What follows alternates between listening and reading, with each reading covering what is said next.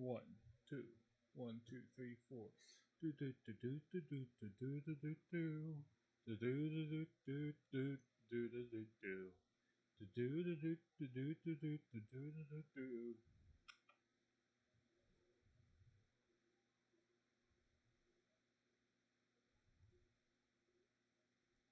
Come on.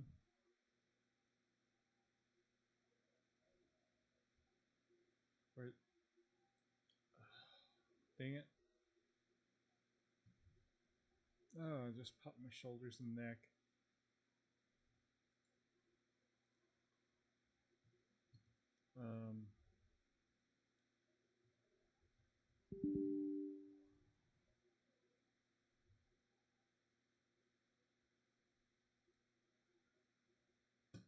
Let's see.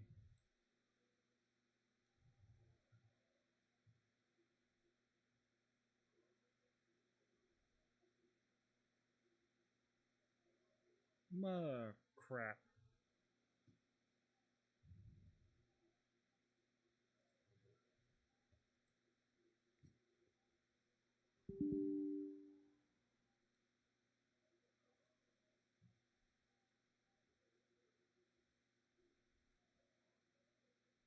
Alright, so it looks like I'm going to be saving up to get a new computer, y'all.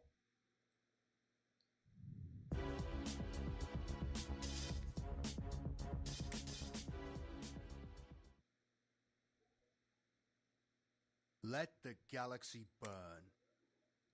Narrated by a Border Prince. The Fall of Malvolian by Dan Abnett. By his wrist chronometer, it was not yet noon, but the air was warm and clammy. Trooper Carl Grouse of the Mordian Iron Guard 15th let his las rifle swing loose on its harness strap, wiped the perspiration from his eyes, and pushed the angular nose of the wrench bar into the rusty door lock. He paused and glanced around at Major Hecht.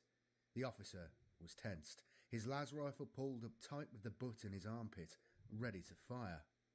Beads of sweat dotted his face too, but it wasn't just the heat. "What are you waiting for?" he hissed. Grouse shrugged. He didn't know exactly. He didn't know anything except that Hecht had told him and the others of Zwei Company that morning, get out to that pumping station in the Delta and find out why they hadn't checked in for 3 days. Grouse jiggled the wrench bar until the tool locked against the latch mechanism, and then began to wind the ratchet so that the door release slowly began to turn manually. Down the low hallway behind him, the Major and 6 other men from Zwei hugged the walls and braced lasguns. This was the job at its worst, thought Grouse, as he cranked the tool, sneaking into a mystery and opening doors blind when you had no idea what in the name of the God Emperor lay on the other side. But damn it, they were Iron Guard, more disciplined, determined Imperial soldiers you couldn't find. They reached the pumping station early that morning, a cluster of machine barns and modular habitats. It stood at a confluence of irrigation channels which watered the entire Delta area and fed over a dozen farmsteads. The suns were low and cool. There had been no sign of life, not even the ever-present water birds that Grouse had seen everywhere in the marshes. And once they had got inside, with no answer to their voice or vox calls, it had been so damned hot and humid, like someone had set the environmental controls to tropical. The latch popped and Grouse kicked the door inwards, swinging aside so that the Major could slide in, gun raised and aimed. Before them lay some kind of hydroponics workshop, with a high serraglass roof and metal support pillars rusting in the steamy air. Samples of crops and yield plants stood in labelled pots and trays and bins all around. The walkway between the bins were metal grill. Sappy moisture dripped from the transparent panes above. The Mordians fanned out into the hothouse, dripping with sweat in their temperate zone issue fatigues and tunics. "What's this?" called Grouse. Grouse moved over to him, and the Major joined them too. Muntz gestured with disgust at a rack of culture trays set under the lamps. Nutrient feeder sprays intermittently misted what was in the trays with chemical washes. Major Hacked cursed. The things in the trays looked like rotting, globular fungi, puffy, swollen, the size of human heads. They pulsed irregularly. None of the Mordians had any agricultural training, and none had been on Malvonian long enough to get a feel for the local flora. But they all knew this stuff just wasn't right. "Burn it! Get a flamer in here and burn it all!" Hacked looked away from the obscene crop. Grouse was about to obey the command when they heard lasfire. Close by, 2 or 3 buildings away, 6 shots, frantic bursts, then a longer report made by several guns on auto firing together. Zwei Company's Vox intercoms spluttered out an overlapping, unintelligible series of ear-splitting cries and yells. Green. The platoon turned and ran towards the sounds, Hacked in the lead. Platoon 2, scouting to the left of them, was in trouble. Hack's men burst into the chamber that had been 2's last recorded position. It was a hangar barn with several big-wheeled agricultural vehicles parked in it. The air was full of smoke from discharged weapons. There were 2 bodies on the floor, both men from 2, both looking like they'd been dismembered by industrial crop reapers. Platoon 1 crept forward through the gloom, searching for targets. Grouse found the headless corpse of another man from 2, leaning against the wheel arch of one of the agri-tractors. Looking aside from the corpse in distaste, Grouse saw that the tractor was hitched to a big flatbed cargo truck with something large and strange chain lashed to it. Caked in the mud of the delta, it looked for all the world like some kind of ship. Those bulbous projections at the rear could only be propulsion units. But it was small, not large enough for anything more than a single human, and it made him sick to look at it. It wasn't made of metal. It wasn't technology, as he understood it. It looked organic, fleshy, pod-like, akin to the things he had seen growing in the hothouse, but many, many times larger. Was this something the station crew had found out there in the Delta and hauled back for study? There was a cry and a burst of lasfire behind him. Grouse spun around, in time to see Trooper Munce's body sailing across the chamber in a welter of blood and torn flesh. Lasguns roared and flashed. Something was moving through the gloom with terrifying rapidity. Something with claws. 4 sets of claws. It sliced through Major Hecht at the waist, and his body fell in 2, still firing. It was right on Grouse now. He howled and started to fire. Gene Stealer. Grouse woke with a start. He was wet and slippery with night sweat, and his head pounded. It had been 2 weeks since that nightmare in the pumping station, a nightmare that only he and 3 others from the Zwei Company detail had survived. And he could not shake it. He'd had battle shock before, he was a veteran, but the sheer alien horror of what he had seen and smelled and felt, it haunted his sleep and his waking mind. Gene Stealers. Grouse got off his barrack cot unsteadily and pulled on dirty combat fatigues. Outside it was daylight, and he could hear men and vehicles. He needed to get active. If he was going to get past the trauma, he had to keep his mind and body occupied. He went outside into the raw sunlight and watched the troop trucks and cargo machines rolling past in the mud. Unseasonal warm rain hosed the street. The modular roofs and towers of Malvolian Collective Farmplex 132/5 glistened, and their gutters drooled. The evacuation was underway. As he crossed between growling heavy transports, he tried to reassure himself. He'd killed the thing, blown it apart with his lasgun. It and 2 more like it. Then he and the other survivors of the search detail had blown the pumping station with crack mines. They'd kept their heads true to the famed iron discipline of the Mordians. They'd got their report back to the Guard Command, and thanks to them, the planet-wide advisory had been issued. That had to make him feel better, didn't it? Grouse spotted Colonel Teigl supervising the loading of the transports on a stretch of hardpan, behind a row of produce barns. The Colonel looked hot and twisted. Settlers thronged around him, begging for more of their valuable agri-machinery to be included in the evacuation manuals. Teigl broke off from them as he saw Grouse approach. By the girls and under his breath, Trooper, these people I just want to get them, their loved ones and their basic possessions out of them. And I'm not too worried about their damned cultivators and multipliers. I've half a mind to let you tell them what you saw and cause a panic, smiled Grouse sadly. Deep sigh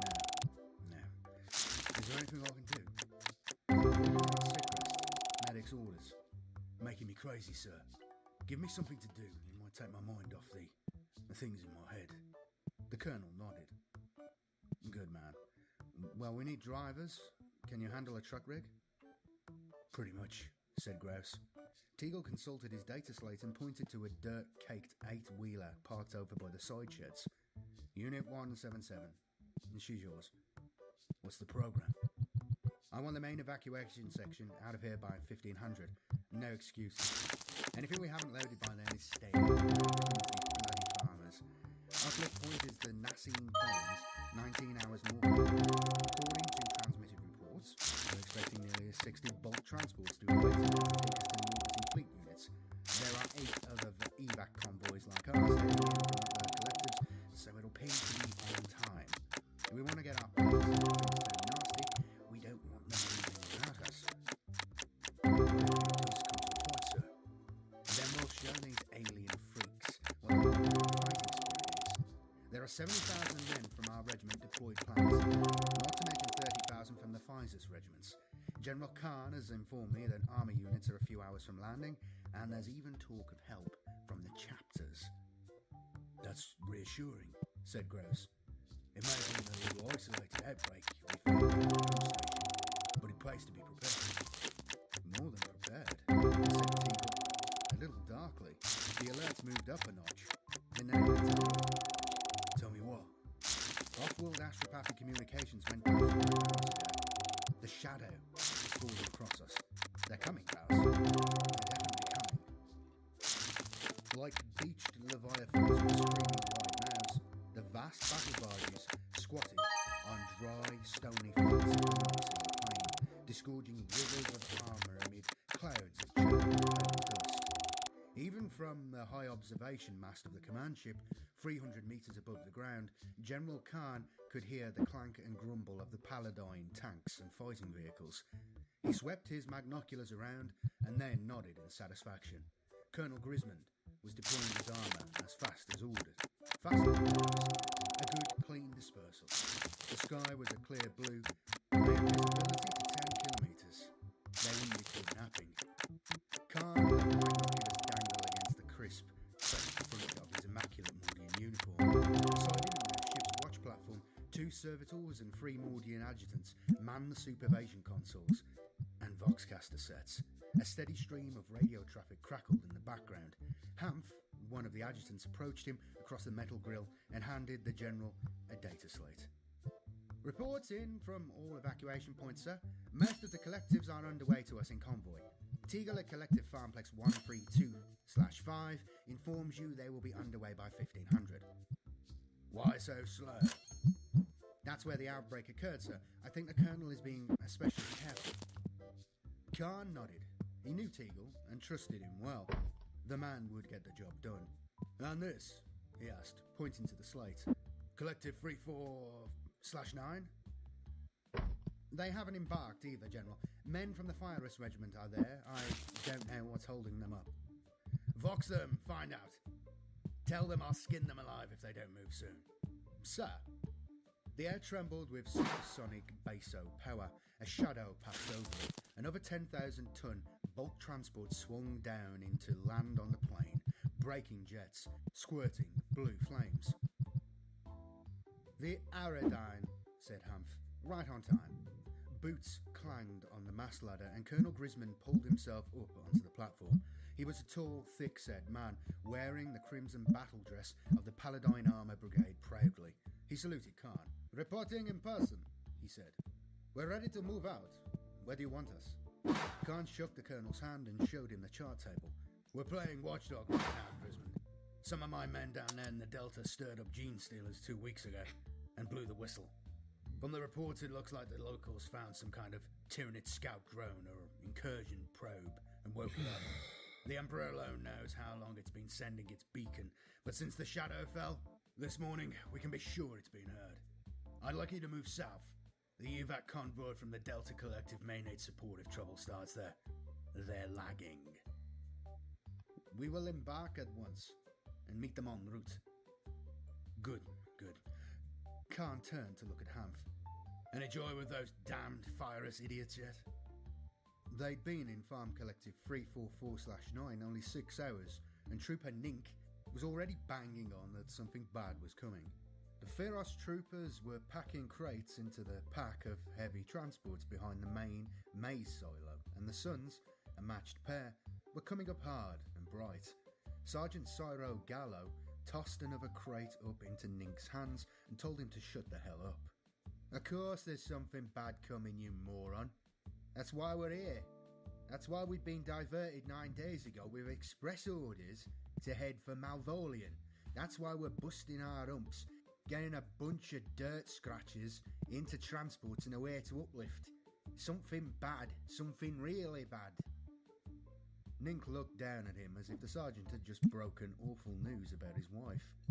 Don't look at me like that. Gallo turned around to regard the other men of the Pyrrhus 4th Regiment, who had all paused in their work. None of you. For the Emperor's sake, you moon-eyed bastards, we're Imperial Guard. We only go to places like this because something bad is coming. I mean, the War Master doesn't say, "Oh, Malvolian, nothing bad's going to happen there. Let's deploy 30,000 of our brave Pyrrhus boys immediately."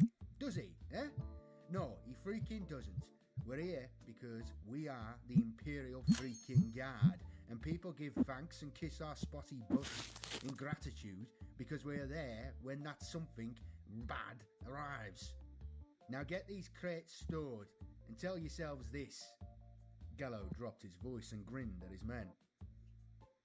We're the freaking Ferrous 4th. We're stone killers to a man. It had better be something really freaking bad, because when it gets here, it's going to find us. And we are going to kill it so many times, it's going to wish it had never been born. There were cheers. Even Nink cheered. The Malvonian colonists, trudging past to the waiting trucks further down the evacuation convoy, were silent and looked far too scared for Gallo's liking. Silently, he just wished he knew what was coming, what they were up against, and why they were here. Repeat signal from Nassim Plane Command, Vox Officer Binal called to Gallo. Yeah. It's the General himself, Sergeant. He wants to know why we're not moving yet. Gallo dropped a crate in contempt and turned to look at Banal. We're not moving because Major Hunnell hasn't given the order yet. Tell him that. I did, Sergeant. He wants to know why not. Wiping his sore, dusty palms, Gallo stalked away across the sunlit compound. Tell him I'll ask the Major himself. Gallo entered the main hall of the collective, a dirty zinc-panelled prefab that creaked in the heat. Air scrubbers cheered fitfully. Gallo had seen the Major and 2 other officers disappear inside an hour before to discuss the final evacuation conditions with the collective selectmen. Major Hunnell! Gallo checked a few rooms. The place was empty. Unnerved, he called in a squad to help him search. 5 men, all in heavy Pyrrhus battle dress, clattered in through the entryway to join him. One brought Gallo his las rifle. Spread out, he told them. Gallo and a trooper called Midlag had the pleasure of finding Hunnell, the other 2 officers and the 6 farm selectmen. What was left of them anyway. Reduced to blood and bone meal, they coated the floor and walls of the cargo bay behind the hall. Midlag threw up and fell over in the mess of bloody remains. Gallo tried to stammer into his Voxlink. Something tall and still that he had taken to be a roof of support quivered and moved. Fast. So freaking fast. A scything talon the size of a grown man lashed out of the shadows and ripped the vomiting matleg into ribbons of flesh and a spume of airborne blood. Gallo found his legs. Retreating, screaming, firing. Purple plates, knotted with whitish bones, iridescent green tendrils lapping between its jagged, filthy teeth, the mantis killer disengaged itself from the ultraviolet spectrum and shimmered into being, towering over him. Spook! Spook!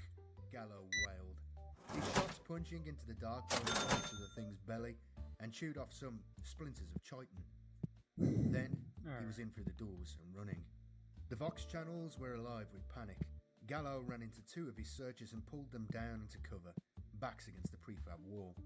He was trying to tell them what he had seen when 2 meters of talon sliced in through the wall and one of the troopers. Blood boiled out of the trooper's sagging mouth as the talon withdrew and let him slide free. Gallo threw himself away as another bio blade slammed through the wall and decapitated the other trooper, splitting his skull lengthways. It can see us, even through the walls. It can see our heat. Gallo ran. He reached the outside. The evacuation convoy was where he had left it, still not underway. Now it would never get underway. Ever. Several trucks were overturned and 2 were on fire. Virus troops ran in all directions, firing into the smoke. Farmers and their families stampeded in panic all around. Bodies littered the ground. None were remotely intact. Stumbling forward, Gallo found Nink. From the belly down, Nink was nothing but tatters of bloody cloth, ropes of torn entrails and fragments of semi-articulated raw bone. But somehow, horribly, he was still alive. He clawed at Gallo, begging the sergeant to take him with him. Nink clutched at Gallo's leggings. Gallo shot Nink through the forehead. A mercy, he considered. He dropped into cover as a clutch of farmers tumbled by in extreme distress. Something darted after them, taller than a man. Its armoured body swept forward over racing bird-like limbs. The gene stealer's primary limbs, hugely taloned, the utmost of its 4 torso limbs raked at the screaming settlers, disemboweling one. Its drooling tongue flapped between snapping teeth. Like the mantis killer, it moved so fast. It corralled the settlers and 2 more abominations just like it chased in out of the fuel oil smoke, stubby tails erect and wagging like excited dogs. Together, their limbs thrashed and played, ripping the frantic people into oblivion. Gallo realised 2 things with ghastly clarity. He would never forget the screams of the slaughtered farmers and their folk for as long as he lived, and that wasn't going to be very long. He saw a mantis killer through the smoke, busy rending the tree apart. He ran, reaching one of the laden trucks at the edge of the compound. Vinyl lay dead by the rear wheels. Gallo knew it was vinyl because the corpse still wore the boxcaster set, even if it didn't have a head on it. He tore the box unit from the body and clambered into the truck's cabin. It took him a moment to find the emergency channel. 344/9! 344/9! He rasped. Incursion! Tyrannid incursion! Repeat! There was no time to repeat. The gene stealers were at the cab windows, on the bonnet, smashing the glass and reaching in. Though unintelligible, and more a sound of pain than real words, Gallo's last transmission was heard 600 kilometres away at Nice and Plain. The channel went dead. Kane looked away, avoiding Hanif's face as he tried to compose himself.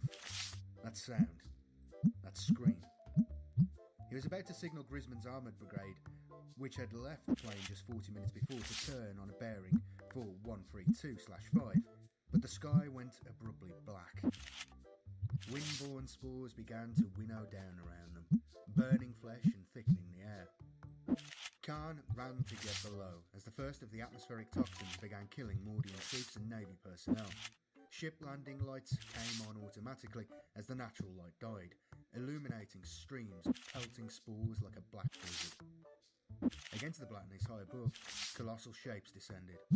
Harridan brood organisms, the Tyrannid main dispersal form. Khan had read about them, but to see them, to see their size, smell their downwash stink, it ruined his mind. Swarms of green backwards swirled out of them like drifts of fallen leaves, billowing on them. The gargoyles filled the air, shrieking, targeting individuals.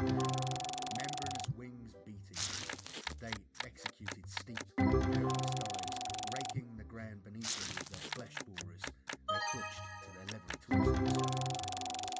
Plasma fire ran there, shriveling and igniting men as they covered.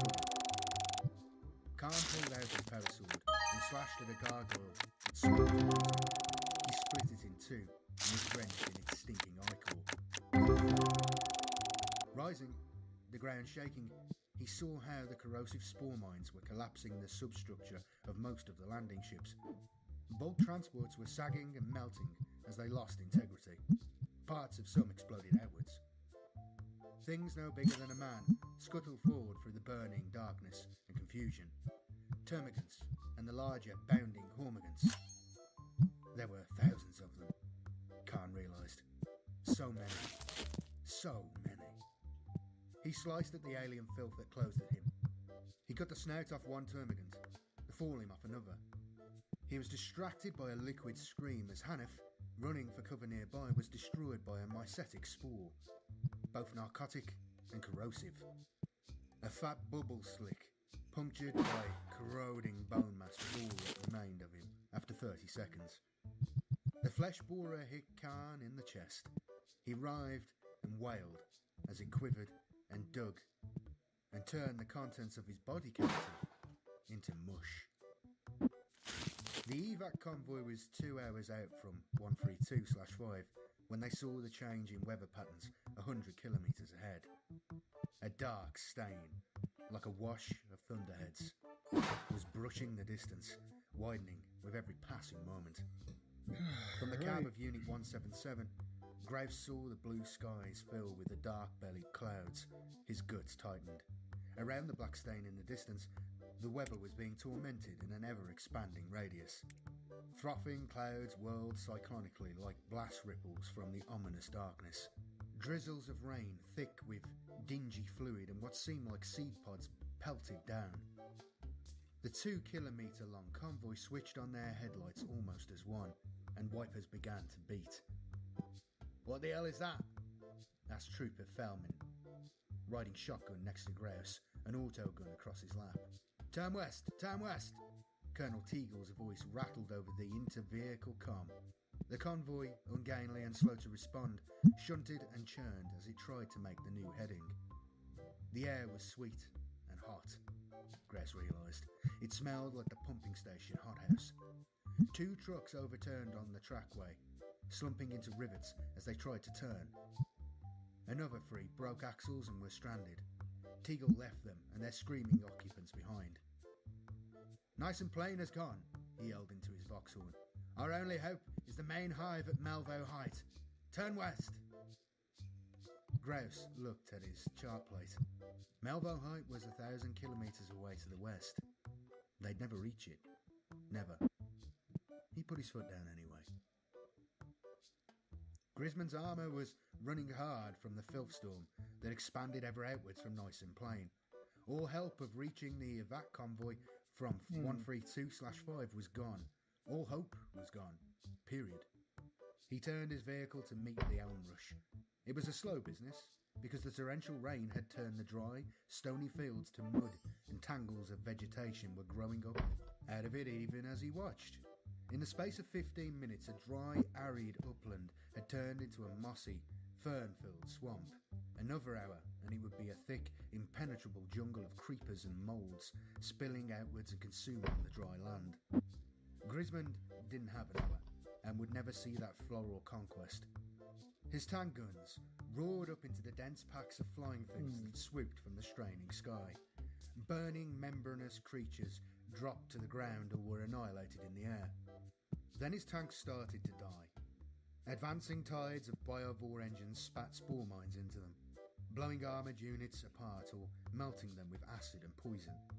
Overwhelming floods of hormigans and termagants skittered forward out of the deluge, completely burying some vehicles under their rising numbers. The air pulsed with a psychic throb of the Tyranid warriors, hideous as they advanced amidst the smaller monsters. Zoanthropes, glistening like great floating blades, their atrophied limbs clutched themselves, hovered over the swarms and flashed out lances of energy that blew towers of sun. Grisman saw the twitching, lashing shapes of ravens approaching, and shouted down from his turret for the gun layer and aimer to increase fire. Then the Carnifex was on them. Shrieking, it lacerated the 2 tanks and flicked them aside. The last thing Grisman saw was the mouth of the venom cannon it raised towards his vehicle. The evac convoy from Collective 132/5 was running west, turbines roaring. They'd laboriously crossed the network of interfarm trackways and finally made it onto a metalled highway running east-west, the main overland arterial route used by the produce road trains every harvest season to ship grain to the World Hive at Malvo Heights. They were kicking dust in a trail 4 kilometres long from the dry, white roadway, passing irrigation canals and wide flooded field basins lined with rows of growing frames. Then the rain caught up with them again, washing out the dust, glistening the roadway, until they were kicking up spray instead. South of them, the sky was pale and blue, north black and oily like pitch, a swirling, expanding bolus of dark cloud that blotted out the light. Femlin was rechecking his autogun's drum magazine, keeping one hand on the steering wheel. Grouse pulled out his las pistol and tossed it to Femlin. "Check it," he ordered. "My rifle too." The wipers were thumping hard. Wind blew spume up over the road from the waterbeds like ocean spray. Grouse tried not to notice the wriggling black spores that were hitting the windshield and conglomerating like pus in his wipers. Through the driving rain, he saw the braking lights of the truck in front come on suddenly and slammed on his own brakes. Rig 177 slid violently from side to side on the wet road. Femlin cried out, and Grouse hauled on the wheel. They stopped hard, clipping the rear bars of the truck ahead. The intercab Vox was crackling with shouts. Grouse opened his door, about to get out, peering ahead to identify the obstruction. Something came off the back of the truck ahead of them and landed on the bonnet of 177, denting the metal. It crouched there for what was probably only a second, but felt like an eternity. The rain dribbling down over its barred, smiling teeth. Femlin threw Grouse his las pistol, and Grouse fired it wildly. His salvo burst the termagant's neck open in a fountain of noxious fluid, and it crumpled off the bonnet. Settlers were streaming back down the road past them in blind panic. The truck ahead started again, wheels spinning, drove 10 metres, and then plunged sideways off the road, rolling down the levee into the waterbed. Grouse saw 4 termagants scampering towards him. He stood on the throttle. 2 of them were crushed under the heavy truck, another slammed away through the air after contact with the wheel arm. Femlin was firing out of the cab window, shell cases tumbling down into the footwell. The convoy ahead was now moving, though several trucks had slewed off the road and one was burning. Grouse had to drop speed to inch past them.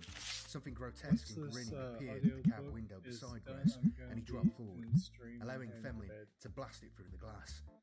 A smaller vehicle drew level with them, matching their speed. It was one of the open, short wheelbase escorts mounting a Hydra battery.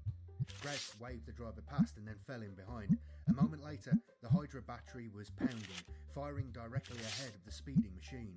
Grouse saw something big and iridescent explode under the anti-aircraft fire and collapse off the road. The 177's wheels span in the I-cold flick as they sped past. Behind them, on the highway, the racing convoy was assailed by things that poured up out of the fields and irrigation channels to the north and into their hindquarters. The escort vehicles, mounting hydras and heavy stub guns, ran alongside the transports, raking the fields.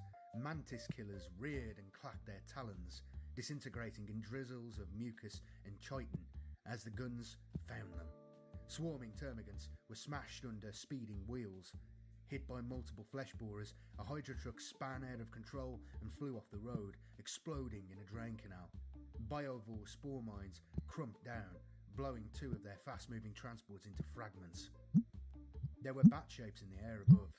The convoy's heavy armour, 4 chimeras and a half dozen standard pattern Lehman Russ battle tanks in Mordian camo were lagging badly and found themselves cut off from the fleeing convoy elements.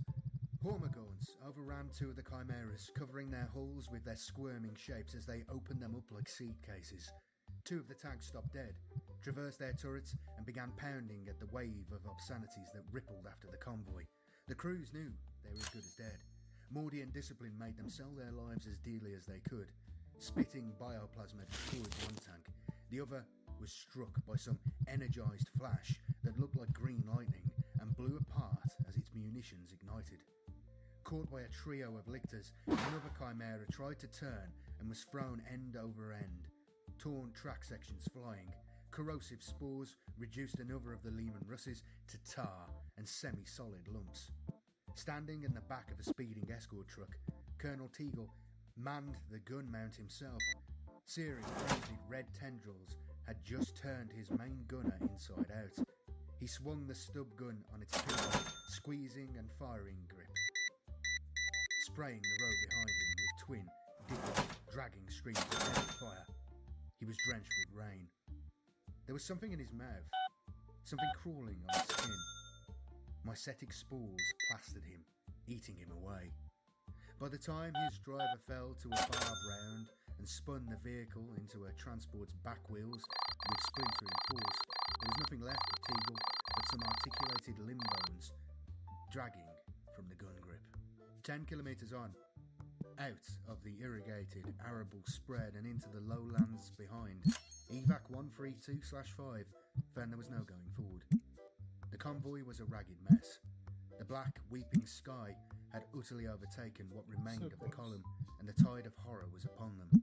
Femlin was blasting from the cab window with his autogun, and Grouse was firing his las rifle out the other side. There was no shifting Truck 177 now. Vines, thorn creepers and other fast-growing things had meshed the ankles and ruptured the tyres. "Look, look!" cried Femlin.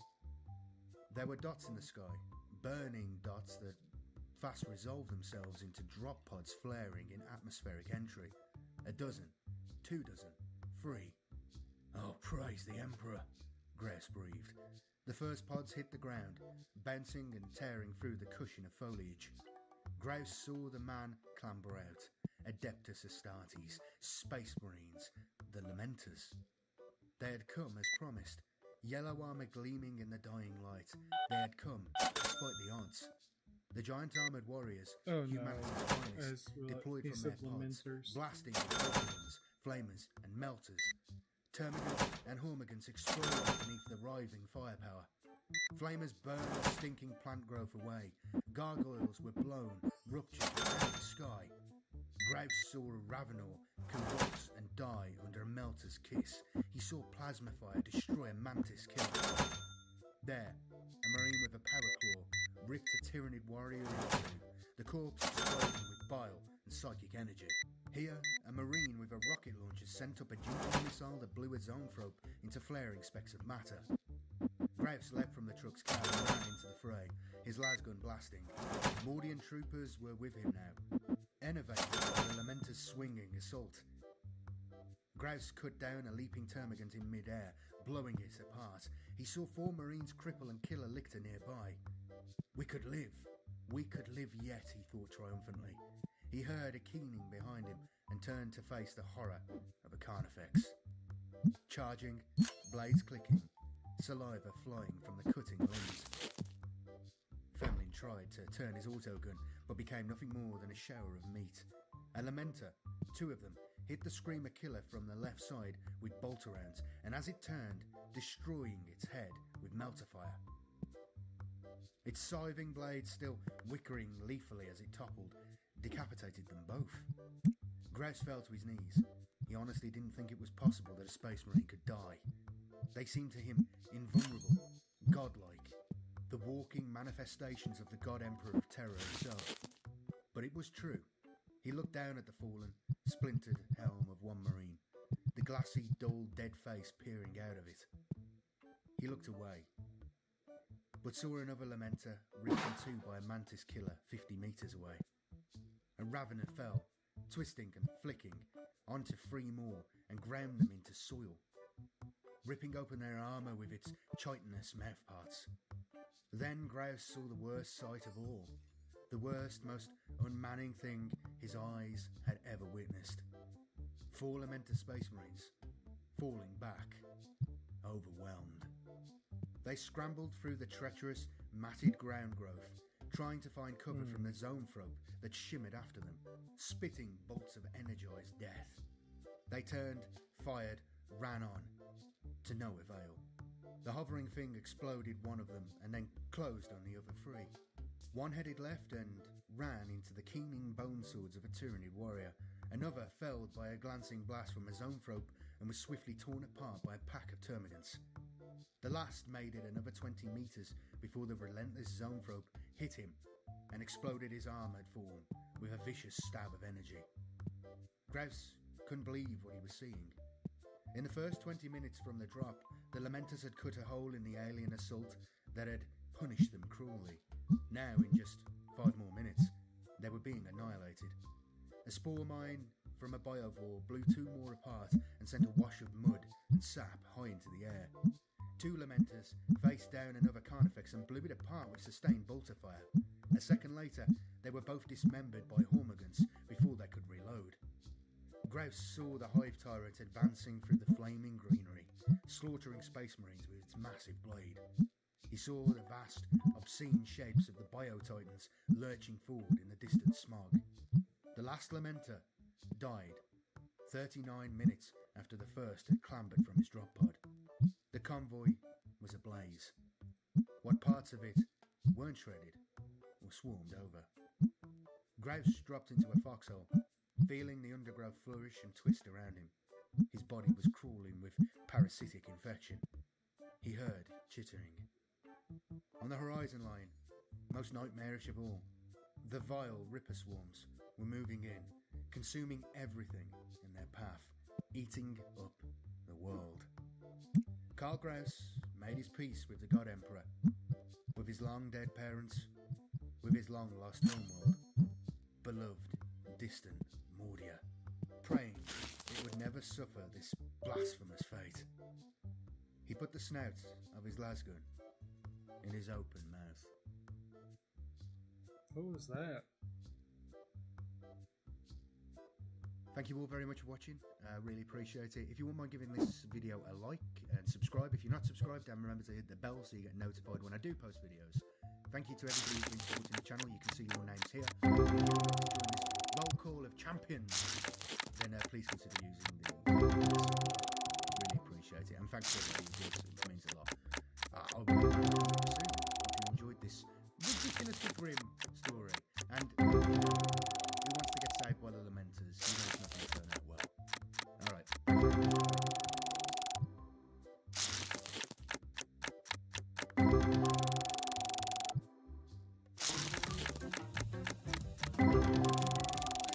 They're great!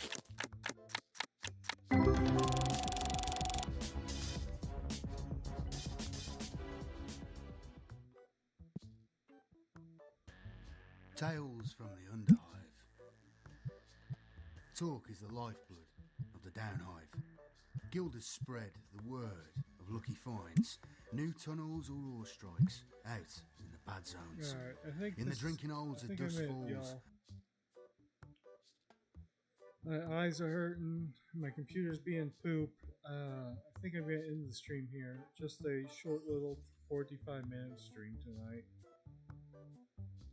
Thanks for coming, or thanks for watching if you're here. See y'all next time. Bye.